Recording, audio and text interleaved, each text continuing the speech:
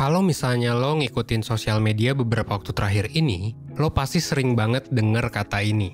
Iya, satu kata yang sering banget sekarang digaung-gaungkan di mana-mana yaitu healing. Butuh self-healing karena capek, self-healing karena lo ada di toxic relationship, lo mungkin burnout di kerjaan lalu lo ngerasa butuh self-healing, dan berbagai macam healing di berbagai kalimat lainnya. Sampai akhirnya muncul hal yang paling menggegerkan di Twitter dan juga Instagram sebenarnya. Salah satu akun curhat Manfest ngebagiin kutipan dari anak muda mahasiswa umurnya 21 tahun, dia baru kuliah, dan dia ngerasa bahwa kuliah itu ngurangin waktu dia untuk healing dan self-reward. Bahkan dia bilang kalau dia tuh perlu healing 6 bulan dan cuti dari kuliah.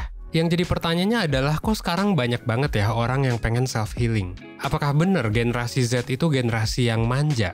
Apakah perkataan mahasiswa umur 21 tahun ini wajar? Dan apakah healing itu benar-benar diperluin? Atau sebenarnya cuma jadi pelarian doang? Well, jawaban singkatnya sebenarnya gue juga nggak tahu. Tapi semoga analisis yang gue coba jabarin di sini itu bisa ngejawab sedikit banyak pertanyaan dari lo semua sih. Terutama buat lo semua yang awam ya. Lo tonton video ini sampai habis biar lo bisa dapet keseluruhan insight-nya.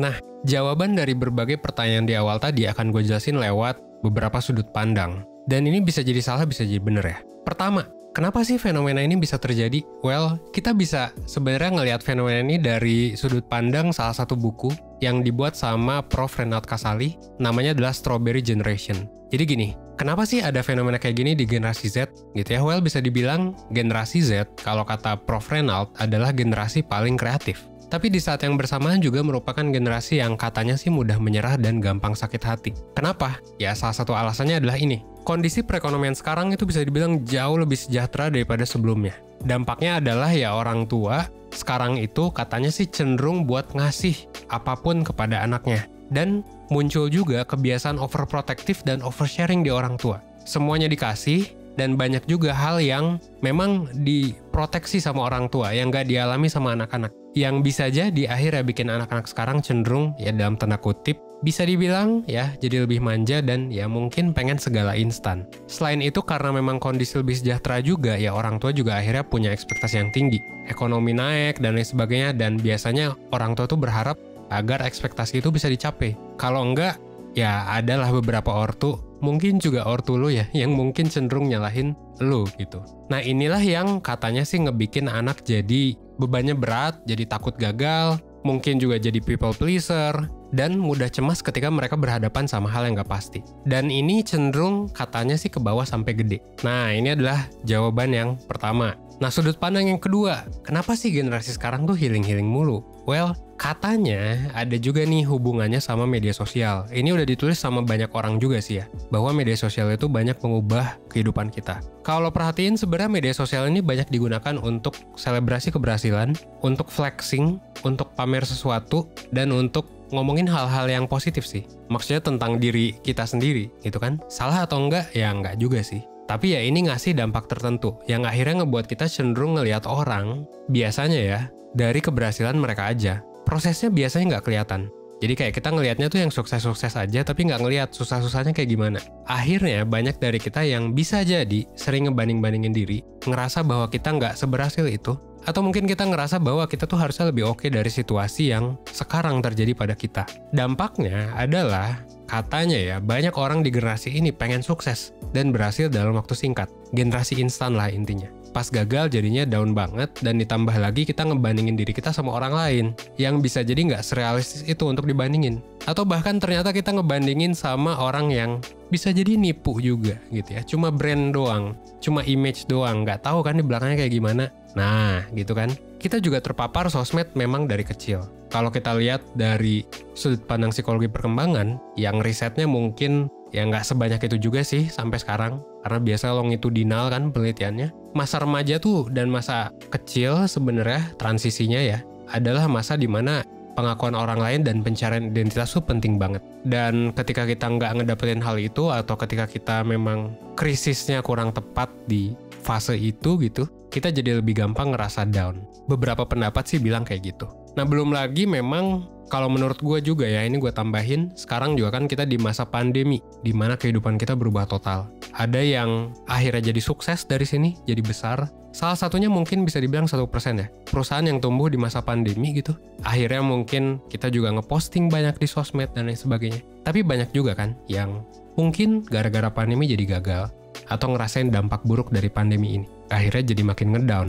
Nah, itu adalah alasan yang kedua. Yang ketiga, jawabannya adalah alasan yang menurut gue sebenarnya bisa kita lihat semua sih. Ada juga pandangan kayak gini. Jadi ada yang bilang bahwa sekarang itu sebenarnya nggak beda-beda banget sama dulu. Jadi sama-sama aja. Katanya sih gitu. Bedanya adalah orang sekarang itu lebih humanis. Lebih mandang manusia lebih baik daripada dulu. Dan lagi-lagi ya memang lebih melek soal kesehatan mental. Jadinya ketika ada gejala yang dulu dianggapnya sepele, karena sekarang udah aware, ya dicari tahu dong.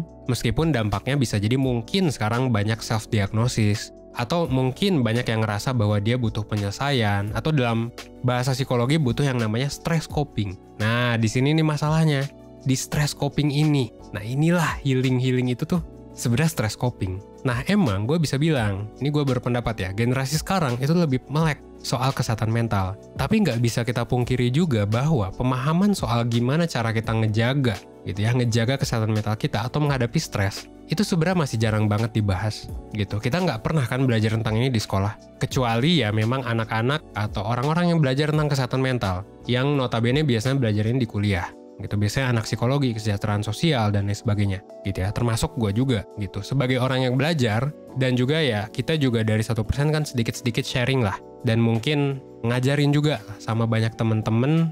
Ya gue sebenarnya seneng sih ada di kondisi ini, tapi di saat bersamaan kadang agak gimana gitu, karena ya yang dikatakan oleh mahasiswa yang butuh healing, yang tadi gue jabarin, yang tadi gue tunjukin gambar ya, itu tadi valid juga gitu. Jadi kalau dia ngerasa capek, ngerasa burnout, ngerasa stres, ya gak bisa dibilang dia gak ngerasain itu juga, gak bisa dibilang dia gak butuh healing juga, toh tiap orang beda-beda. Sayangnya memang cara stress copingnya aja sih, yang mungkin bisa sedikit diimprove gitu. Yang bisa jadi juga gak diterima sama banyak orang, dan mungkin bisa kita bilang, dalam tanda kutip, mungkin manja, karena ya masa healing 6 bulan, kalau kata orang sih gitu ya.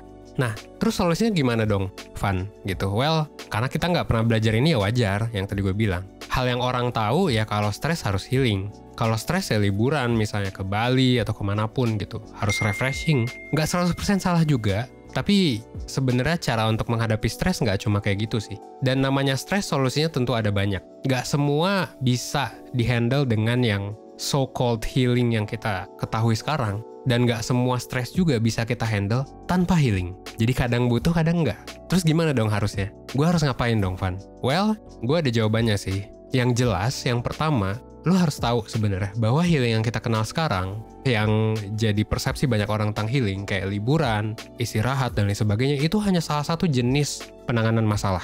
Cuman salah satu jenis stress coping, dan ini nggak cocok buat semua. Bisa jadi kita butuh, tapi nggak cocok buat semua sebenarnya. Bisa jadi nggak cocok. Nah, healing yang kita kenal sekarang, itu namanya, itu ada strateginya sebenarnya secara saintifik. Namanya adalah emotion focus coping. Nah, ini yang perlu lo tahu. Emotion focus coping itu apa sih? Emotion focus coping adalah penanganan stres atau masalah yang fokusnya ke emosi. Jadi maksudnya apa? Di strategi ini kita fokus buat ngurangin stres atau nyelesain masalah dengan mengalihkan perhatian kita dari sumber masalah. Maksudnya gimana? Jadi gini, kalau ada masalah, kita ngapain? Ya kita journaling, kita meditasi, kita praktek mindfulness, kita mungkin nangis, curhat ke temen, atau bahkan mungkin ikut mentoring 1%, ikut counseling 1%, untuk ngebantu kita lebih baik. Gitu. Jadi sebenarnya bukan cuma liburan, cuti, dan lain sebagainya, tapi balik lagi. Intinya, fokusnya adalah ngurangin stres dengan menenangkan diri, dengan kabur sejenak lah mungkin bisa dibilang ya. Dari masalah kita, fokus ke emosi dulu aja. Emosinya biar tenang dulu, gitu. Nah, tapi yang jadi kelemahannya adalah biasanya masalahnya nggak selesai. Maksudnya gimana? Jadi gini, kalau misalnya lo ada masalah di kuliah, anggap aja lo males ya, dan lo kesulitan belajar lah. Anggap aja mungkin lo salah jurusan deh, ketika lo mahasiswa. Lo nyoba nih yang namanya emotion focus coping. Ketika lo nyoba ini, misal lo ngelakuin yang namanya relaksasi, lo dengerin musik, lo tidur, lu makan, lu nongkrong bareng temen gitu ya. Intinya lu ya nyoba healing lah dalam tanda kutip. Lu ngelakuin itu mungkin akan menenangkan diri lu. Nggak salah, kadang kita butuh itu. Tapi yang jadi pertanyaan adalah apakah masalah sulit belajar akan hilang? Salah jurusannya hilang atau enggak? Nggak juga sih. Karena lu hanya ngelakuin sesuatu yang menenangkan diri lu. Kalau misalnya lu ada masalah sama pacar lu, anggap aja lu sama pasangan ada masalah nih. Terus lu kabur sejenak, buat healing. Atau lu sama pacar misalnya memutuskan untuk gak ngomongin masalah itu terus liburan. Apakah masalahnya tiba-tiba hilang? Gak juga. Sama juga dengan masalah lain. Misal lu ada masalah di kerjaan sama atasan lu. Lu milih untuk curhat sama temen. Apakah masalah kerjanya hilang? Gak juga. Nah disinilah emotion focus coping itu gak cukup. Jadi ada berbagai macam masalah yang gak hanya butuh healing. Kita juga perlu untuk menghadapi masalahnya. Nah ini strategi yang kedua. Namanya adalah problem focus coping. Fokus penanganan masalahnya, kalau yang tadi fokusnya ke emosi, kalau sekarang fokusnya ke problem. Sesuai dengan namanya ya.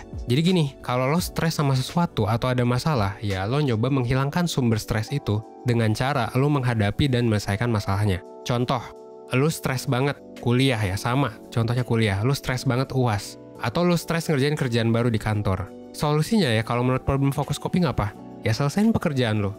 Atau kalau UAS, ya belajar gitu ya, biar nilainya bagus, biar lo nggak stres lagi. Kalau misalnya lo ada masalah sama pasangan, ya komunikasiin, lo selesaiin masalahnya. Kalau nggak bisa gimana? Ya identifikasi, emang apa sih yang kurang? Kalau misalnya ternyata lo nggak bisa komunikasi sama pacar lo, gimana problem focus copingnya? Ya misalnya nih, ikut webinar komunikasi asertif yang dibikin sama 1% gitu ya. Misal lo males ya, lo ikut webinar melawan rasa males. Lu nonton YouTube 1%, itu sebenarnya salah satu cara untuk problem focus coping, lalu lo selesain masalah itu. Nah, itu problem focus coping. Bedanya adalah fokusnya ya. Yang satu fokus menenangkan diri, yang satu fokus menyelesaikan masalahnya langsung. Terus yang lebih bagus yang mana? Well, sebenarnya kalau gue boleh memihak, meskipun sebenarnya nggak bisa memihak sih ya.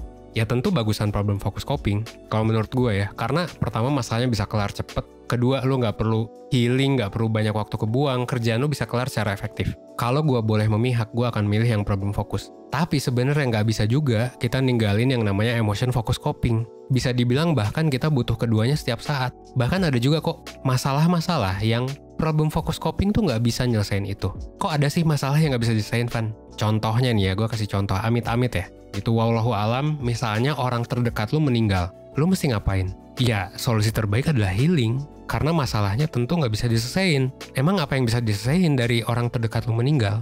Yang bisa diselesain adalah lu dengan emosi lu. Gitu. Masalahnya kan nggak bisa diselesain. Tapi kalau masalahnya adalah kuliah, ya bisa dipelajari kalau masalah kuliah untuk diselesain. Tapi kan nggak semua orang punya kepribadian dan ketenangan yang sama kan dalam menghadapi masalah. Ada yang mungkin butuh waktu sehari, ada yang mungkin butuh 5 menit aja gitu. Karena misalnya udah belajar dan latihan, jadi cuma butuh waktu semenit juga bisa. Misalnya karena udah mentoring sama 1% bisa aja. Ada orang-orang semacam kayak gitu, yang udah punya ketenangan hati, kekuatan mental yang seperti itu. Tapi kan banyak orang yang nggak juga. Jadi kalau ditanya apakah si mahasiswa 21 tahun ini salah, apakah generasi kita manja? Menurut gue bisa dibilang gue lebih condong ke enggak sih. Kenapa? Karena ya perasaan banyak orang ini yang juga butuh self-healing itu valid juga. Kita nggak bisa tahu juga apa yang dia rasain gitu. Tapi apakah gue setuju bahwa healing butuh 6 bulan gitu? Dan cuti kuliah misalnya? Ya tergantung situasi dan kondisi tentunya. Tapi kalau dalam kondisi normal, kondisi yang average rata-rata, kalau kita dihadapkan dengan masalah stres kuliah, ya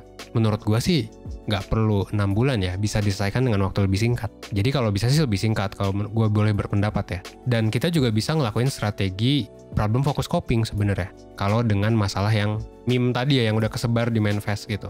Biar masalah kita dengan kuliah bisa kelar lebih cepat. Misal dengan ikut ya webinar manajemen waktu, webinar passion mungkin kalau misalnya dia ngerasa salah jurusan, dan lain sebagainya. Nah, pertanyaannya sekarang, terus kita harus gimana dong? Well, ada beberapa tips singkat yang bisa lo lakuin, karena kita semua ada di generasi sekarang kan. Pertama, pahami aja sih bahwa setiap masalah itu adalah masalah yang bisa jadi kompleks, dan berbeda buat tiap orang, masalahnya dan solusinya. Orang A mungkin butuh healing, orang B mungkin enggak. Lo mungkin nggak butuh healing, tapi bukan berarti orang lain nggak butuh. Jadi kayak, disinilah kita mungkin ya mesti untuk hati-hati dalam ngejudge orang maupun ngejudge diri kita sendiri juga. Siapa tahu kita ngejudge diri kita sendiri terlalu pede atau terlalu manja juga sih sama diri sendiri. Itu maksudnya bisa diselesaikan tanpa healing, tapi sebenarnya kita malah ngerasa nggak bisa. Atau sebaliknya, kita ngerasa nggak butuh gua gitu, nggak butuh konsultasi, padahal udah stres banget. Nah itu juga bisa terjadi. Tapi ingat aja untuk pahami bahwa setiap masalah itu beda-beda penanganannya. Yang kedua, solusi buat tiap masalah juga beda. Dan nggak apa-apa untuk healing atau pakai emotion focus coping. Tapi kalau saran gue, jangan berlarut-larut dengan itu, jangan berlarut-larut dengan emosi. Coba latih juga problem focus coping supaya lebih cepat selesainya. Udah banyak banget riset yang nunjukin kalau orang yang lebih banyak emotion focus coping itu cenderung lebih rentan kena gangguan kesehatan mental. Jadi orang-orang itu lebih banyak depresi karena menggunakan emotion focus coping. Menarik ya? So, kalau misalnya lo masih nyelesain masalah dengan nenangin diri terus-menerus, nggak diselesain masalahnya, atau kabur, coba deh dilatih untuk nggak terlalu berlarut-larut atau nggak terlalu lama. Karena ini akan bikin lo lebih kuat mental, dan ngebuat lo bisa mengatasi masalah apapun dengan makin cepat. Ketiga, fokus ke hal yang lo bisa kontrol. Dibandingin nyalahin keadaan, lingkungan, temen, orang tua, coba deh fokus ke diri kita sendiri. Apa sih yang bisa kita lakuin? Kalau butuh healing, ya nggak apa-apa, healing aja. Terus abis itu fokus lagi ke diri sendiri. Abis ini gue mau ngapain? Abis healing gue mau ngapain strateginya? Gimana cara biar kerja gue lebih efektif? Yang keempat, yang terakhir, ketahuilah tanda-tanda ketika lo memang butuh bantuan. Gak semua orang gak butuh healing.